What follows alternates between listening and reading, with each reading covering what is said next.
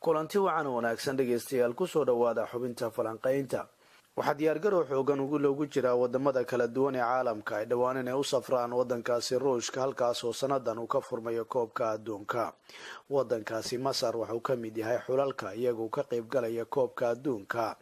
gaar ahaan waxaa warbaahinta si weyn u hadalaysay dhowaan dhaawaca maxamed salaax, xidiga u ciyaara kooxda kubadda cagta liverpool iyo xulka qaranka wadankaasi masar, kaasoo dhowaan finalkii ka dhacay Kiev ku dhaawacmay kadib markii ay isku dhaceen xidiga reer Spain Sergio Ramos. madaxweynaha wadankaasi masar cabdilfataax asiisi ayaa isagu kulan sagootina ugu sameeyey qasriga jamhuuriyadda magaalada qaahira ee wadankaasi masar kadib markii dhaawac soo gaaray maxamed salaax oo ku dhaawacmay gabagabadii ciyaartii finalka Champions League ee Real Madrid 3-1 uga adkaatay kooxda Liverpool bishii tagtay, ayaa isagu waxaa xilligan la sheegayaa inuu dhaawaciisa soo hagaagayo. afhayeenka rasmiga ee madaxtooyada bayaan soo saaray ayaa waxauu yidhi madaxweynuhu wuxuu ka warqabaa xaalada caafimaad ee maxamed salaax xaaladiisu aad bay usoo hagaagaysaa, islamarkaana wadadii caafimaadka ayuu xilligan haystaa.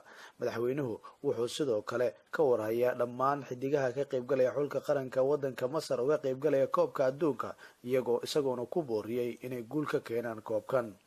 geesta kale reer Argentina ee xulka qaranka wadankaasi masar la eliya Hector Cuber ayaa waxa uu isaguna ka hadlay. wuxuu yidhi waxay si weyn ugu diyaargaroobeen natiijo wanaagsan sidii aan uga keeni lahayn islamarkaana uga farxi lahayn qulubta reer masar ayaa markii ugu horeysay ciyaaraysa koobka adduunka tan iyo 1990 iyadoona sanadan 2018 ka qaybgalaysa koobka adduunka ee ruushka lagu qabanayo, islamarkaana ku guruuba xulalka ruushka iyo Saudi Arabia oo kulanka ugu horeeya ciyaari doona.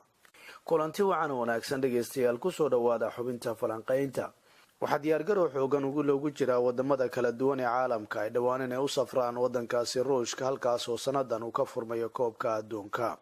wadankaasi masar waxauu ka mid yahay xulalka iyagoo ka qaybgalaya koobka adduunka. gaar ahaan waxaa warbaahinta si weyn u hadalaysay dhowaan dhaawaca maxamed salaax, xidiga u ciyaara kooxda kubadda cagta liverpool iyo xulka qaranka wadankaasi masar, kaasoo dhowaan finalkii ka dhacay Kiev ku dhaawacmay kadib markii ay isku dhaceen xidiga reer Spain Sergio Ramos. madaxweynaha wadankaasi masar cabdilfataax asiisi ayaa isagu kulan sagootina ugu sameeyey qasriga jamhuuriyadda magaalada qaahira ee wadankaasi masar kadib markii dhaawac soo gaaray maxamed salaax oo ku dhaawacmay gabagabadii ciyaartii finalka Champions League ee Real Madrid 3-1 uga adkaatay kooxda Liverpool bishii tagtay, ayaa waxaa xilligan la sheegayaa inuu dhaawaciisa soo hagaagayo. afhayeenka rasmiga ee madaxtooyada bayaan soo saaray ayaa waxauu yidhi madaxweynuhu wuxuu ka warqabaa xaalada caafimaad